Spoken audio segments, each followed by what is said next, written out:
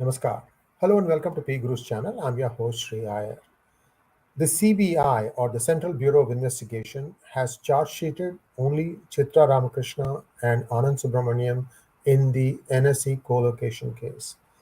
Now, this, I'm hoping, is the beginning of a long list of people who are going to be charge sheeted. The reason I say that is because the problem is widespread, and we have talked about this quite a bit. And I just want to share my thoughts a little bit on some of the newer things that are coming up. For example, this week we had a hangout with Palaksha where we talked about the presence of a Chinese national as a consultant to the NSE for 30 long years. He would come every fortnight once. I mean, people have to explain what the heck was he doing at the National Stock Exchange. So that's one problem. The second problem is the co-location as an issue that was flagged, and people are fined, and then they got out of the fine by showing some way out because of the way the SEBI worded the fines. Now, the problem is co-location is allegedly continuing to happen, and that you have these high-speed links between the National Stock Exchange and the Bombay Stock Exchange. These are continuing to happen even to this day.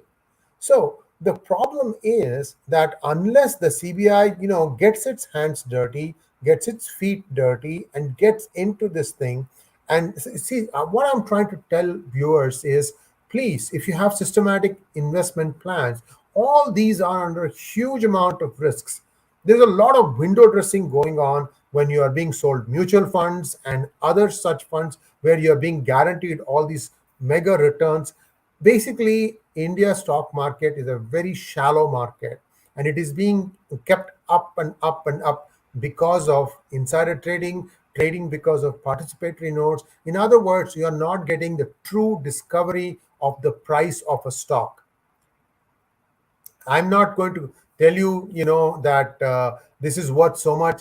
The Nobody has time today to look into the details, look to read balance sheets to find out, really, is Infosys worth so much? What is it that they have done? What is it that they are going to do that is going to guarantee this kind of premium? I'm not saying anything good or bad about Infosys. I'm just taking an example name because that's something that everybody relates to. Now, the other interesting development that is going on is, let us say that the Chitra and Anand are going to be, stuck with it and nothing else happens. There is a parallel thread that is running, which is that there are a few vested interests who want to install Ashish Chauhan, the current CMD and CEO, Chief Managing Director and CEO of Bombay Stock Exchange, as the MD and CEO of National Stock Exchange. The reasons given are, okay, he's a derivatives expert, he was one of the founders of NSE, and he's actually coming home. The question that I have is, please examine the record of Mr. Ashish Chauhan.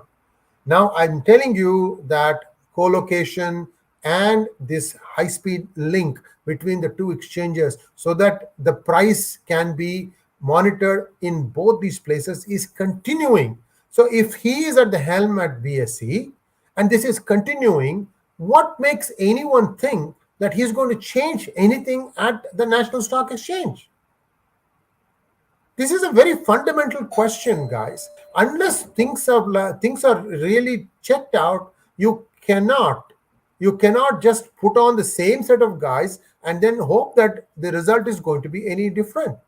So there is a big danger here. Also remember that the brokers as a group, they will go to each and every stock exchange. You will see the same set of brokers. Tomorrow, if there is a new Gift City exchange that is going to come up, that will also need the same brokers. So it is very important to sift the grain from the chaff. Find the good brokers and the not so good brokers, and go after the not so good brokers. You ban them from each and every exchange, and they have to pay. They have to pay for their sins. If you don't do that, and if you just put some low-lying fruit like Chitra Ramakrishna and Anand Subramanian, and then say, okay, done, everything is clear. No, this is just the beginning. This is the beginning of a big mountain of scams that has happened. And also, one other interesting thing, I've been told by some people in the know that finance ministry doesn't want to touch any of its own seniors. Why? They say that if we go back and touch them, then nobody in the ministry today will take any decisions. Wait a minute. This is a joke, isn't it? You are IIT grads, IIM grads, and you have very brainy, you are the cream of the crop, and you are not going to take any decisions. Can you please find out those who were complicit in the from co-location scam from the finance ministry?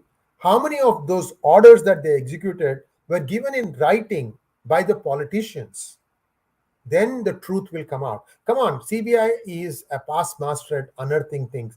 Unless somebody is putting shackles, don't do this, don't catch him, only catch her. I don't want that. I want everyone to be caught. The stock market has to be a transparent place where you should be able to find out the correct price of a stock. Only then will India become a 5 trillion, 10 trillion, even $15 trillion economy. You've got to have this thing right. Thanks for watching. Please like, share, and subscribe to our channel. And do not forget to click on the bell button. Namaskar.